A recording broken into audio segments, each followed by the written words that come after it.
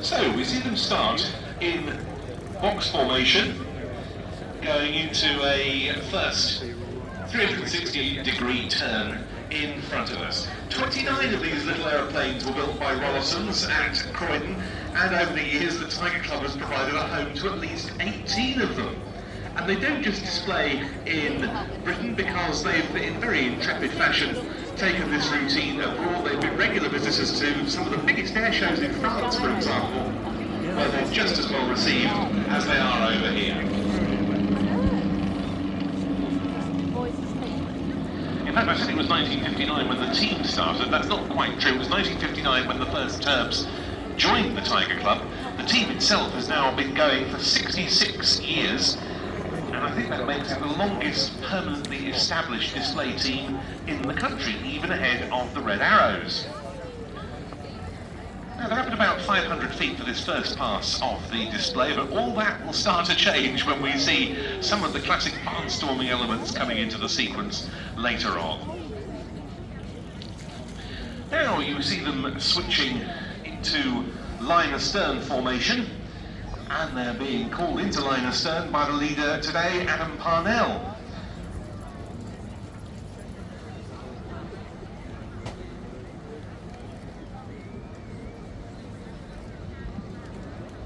He joined the Tiger Club when it was based at Headcorn. He achieved a long-held ambition when he soloed the Turbulent Tiger Moth with the club, and that led on to flying and displaying the Turbulent, and he now, alongside his regular office job, flies out of all sorts of small farm strips in Kent and provides instruction himself.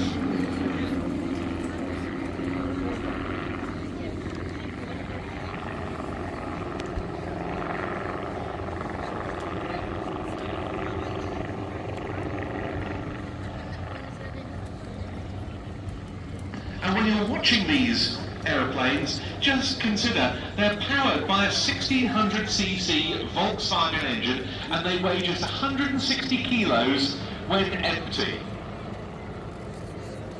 That wingspan is under 7 meters. The aircraft's been described sometimes as little more than a flying motorbike, but my word, it's fun.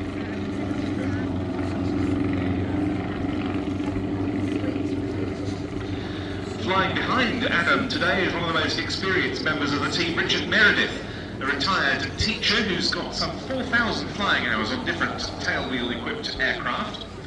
He's been a Tiger Club member since 1992. He's also displayed the likes of the Booker Jungmann and the Pilatus P2. He's been flying displays since 1997.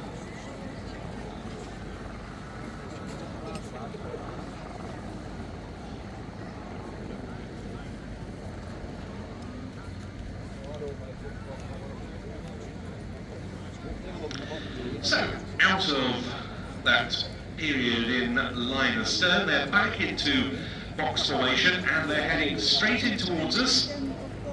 So get them ready. Get yourselves ready for the Turb team break.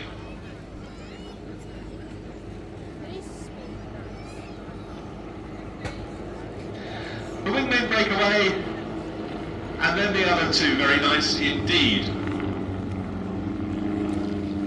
So, look towards the centre of the runway. There's what looks like a big washing line erected between two poles. And so, having been up at about 500 feet for the first passes of the display, they're now getting ready to descend to their minimum height for this routine, which is 3 feet, because they're going to be doing the limbo.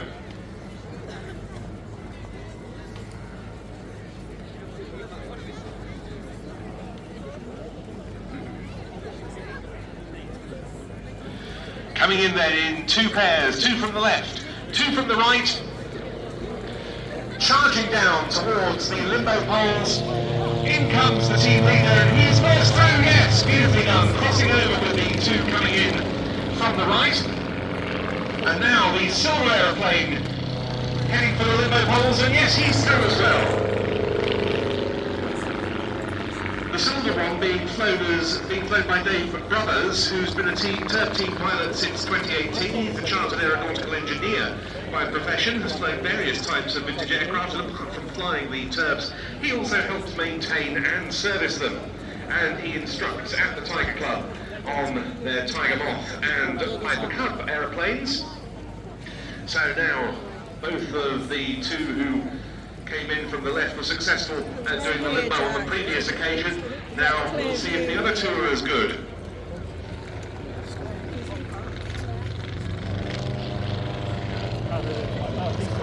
In comes the yellow and red aeroplane, and yes, it looks like we're going for a full house on the limbo on both of the first two runs. It's a nice calm day today which helps, and yes, they're safely through as well.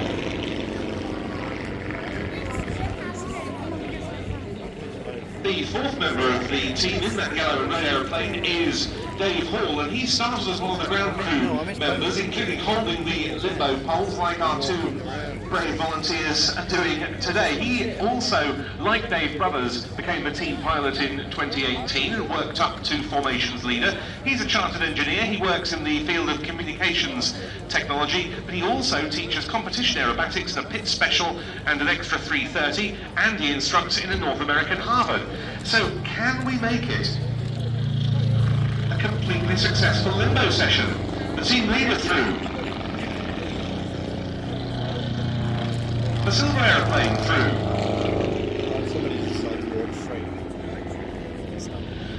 The red and yellow one heading for the limbo poles. Can he make it? Yes, no problem. Is it going to be 4 out of 4? You bet. So the limbo poles come down, and it's now time for a bit of precision ground attack. There's a small house out on the airfield, providing the target, it's flower bombing. Now it's often been said that the best place to be if you want to avoid the flower bombs as one of the Turb team's ground crew is to actually be right at the target. Is that going to be true today? The second one wasn't far off. Here comes the red and yellow one. Oh yes, a direct hit. We've of course got the very latest precision-guided home prize ordnance at play.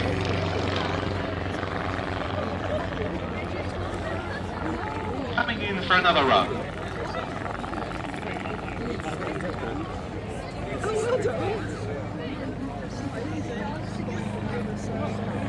So can the team leader determine the optimum release point? No.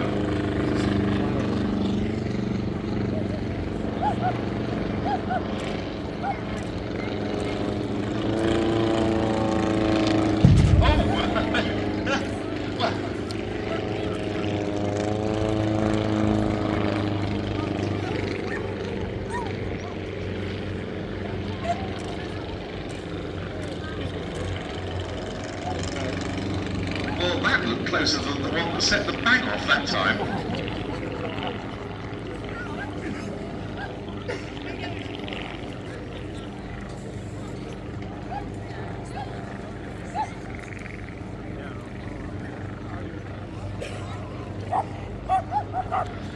The ground crew clearing the destroyed flower bags off the runway.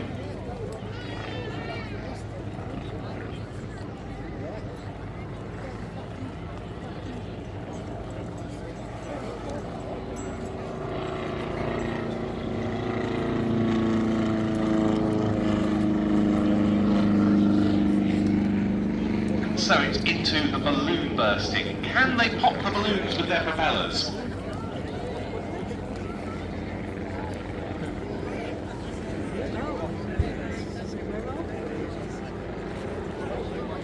So it's going to be the second aircraft through that's aiming with great precision for the balloon. Not quite, but close. Can number 3 manage it? We see the balloon turning around in the slipstream from the aeroplane, having to climb quite aggressively. Well done. First balloon to die out of sight.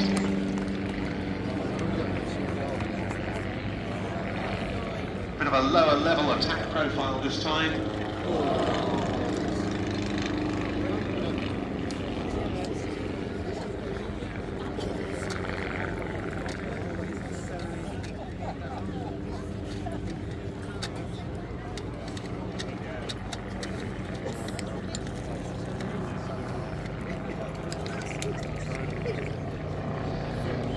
So, here comes Adam Parnell, the leader for today, and well, that was a close run thing, wasn't it?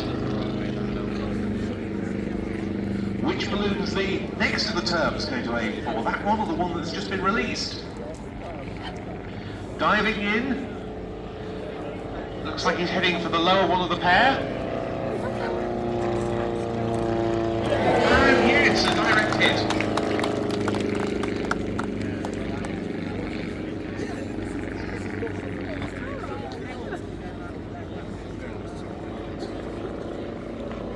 They're doing very, very well at this today. There's another one gone.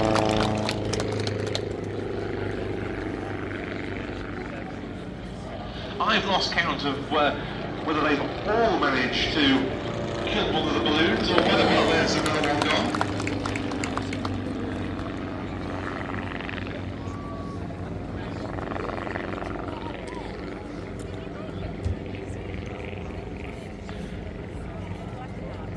Well, we've still got at least one rogue balloon that went for a burst and another one just ascending over the airfield. The balloon bursting is at an end. They're now coming in for their waving pass. They'll be waving at you. Please wave back at them. Oh, sorry.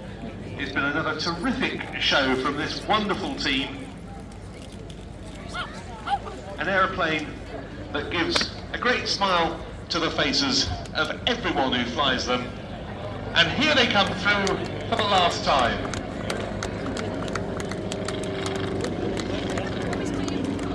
Great stuff, chaps.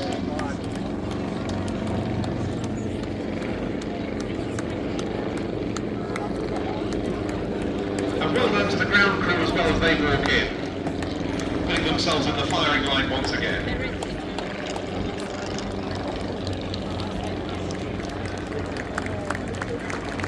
It's a very interesting aircraft in one particular historical context, because we believe one of these is the only type of aircraft that has been flown by a member of the royal family that's a single-seater. That was the late Duke of Edinburgh back in 1960.